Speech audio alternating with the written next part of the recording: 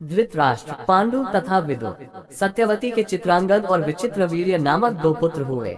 शांतनु का स्वर्गवास चित्रांगद और विचित्रवीर्य के बाल्यकाल में ही हो गया था, इसलिए उनका पालन पोषण भीष्म ने किया। भीष्म ने चित्रांगद के बड़े होने पर उन्हें राजगद्दी पर बिठा दिया, लेकिन कुछ ही काल में गंधर्वों से युद्ध करते हुए चित्रांगद मारा गया। इस पर भीष्म ने उनके अनुज विचित्रवीर्य को राज्य सौंप दिया। अब भीष्म को विचित्रवीर्य के विवाह की चिंता हुई। उन्हीं दिनों काशीराज की 3 कन्याओं अंबा, अंबिका और अंबालिका का स्वयंवर होने वाला था। उनके स्वयंवर में जाकर अकेले ही भीष्म ने वहां आए समस्त राजाओं को परास्त कर दिया और तीनों कन्याओं का हरण करके हस्तिनापुर ले आए। बड़ी कन्या अंबा ने भीष्म को बताया कि वह अपना तनमन राजा शाल्व को अर्पित कर चुकी है। उसकी बात सुनकर भीष्म ने उसे राजा शाल्व के पास भिजवा दिया और अंबिका और अंबालिका का विवाह विचित्रवीर्य के साथ करवा दिया। राजा शाल्व ने अंबा को ग्रहण नहीं किया, अतः वह हस्तिनापुर लौटकर आ गई और भीष्म से बोली, हे आर्य, आप मुझे हर कर लाए हैं, अतएव आप मुझसे विवाह करें। किंतु भीष्म ने अपनी प्रतिज्ञा के कारण उसके अनुरोध को स्वीकार नहीं किया। अंबा रुष्ट होकर परशुराम के पास गई और उनसे अपनी व्यथा सुनाकर सहायता मांगी। परशुराम ने अंबा से कहा, हे देवी, आप चिंता न करें, मैं आपका विवाह भीष्म के साथ करवाऊंगा। परशुराम ने भीष्म को बुलावा भेजा, किंतु भीष्म उनके पास नहीं गए।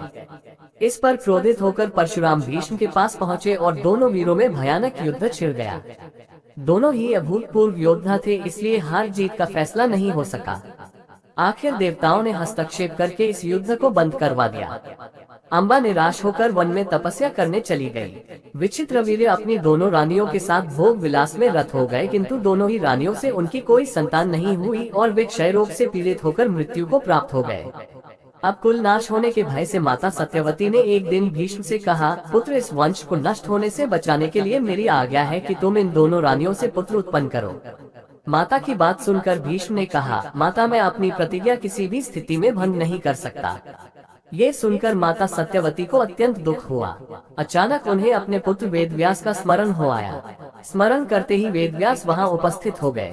सत्यवती उन्हें देखकर बोली, हे पुत्र, तुम्हारे सभी भाई निसंतान ही स्वर्गवासी हो गए, अतः मेरे वंश को नाश होने से बचाने के लिए मैं तुम्हें आज्ञा देती हूँ कि तुम उनकी पत्नियों से संतान उत्पन्न करो।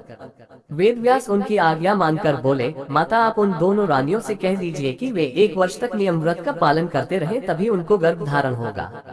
1 वर्ष व्यतीत हो जाने पर वेदव्यास सबसे पहले बड़ी रानी अंबिका के पास गए। अंबिका ने उनके तेज से डरकर अपने नेत्र बंद कर लिए।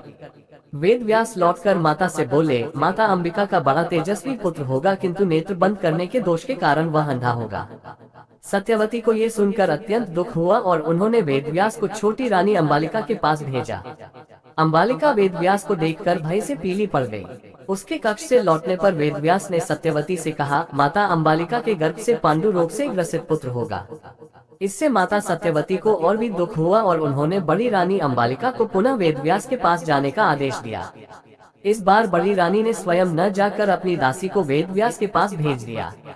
दासी ने आनंद पूर्वक वेदव्यास से भोग कराया। इस बार वेदव्यास ने माता सत्यवती के पास आकर कहा, माते, इस दासी के गर्भ से वेद वेदांत में पारंगत अत्यंत नीतिवान पुत्र उत्पन्न होगा। इतना कहकर वेदव्यास तपस्या करने चले गए। समय आने पर अंबिका के गर्भ से जन्मांध धृतराष्ट्र, अंबालिका के गर्भ से पांडु रोग से ग्रसित पांडु तथा दासी के गर्भ से धर्मात्मा विदुर का जन्म हुआ।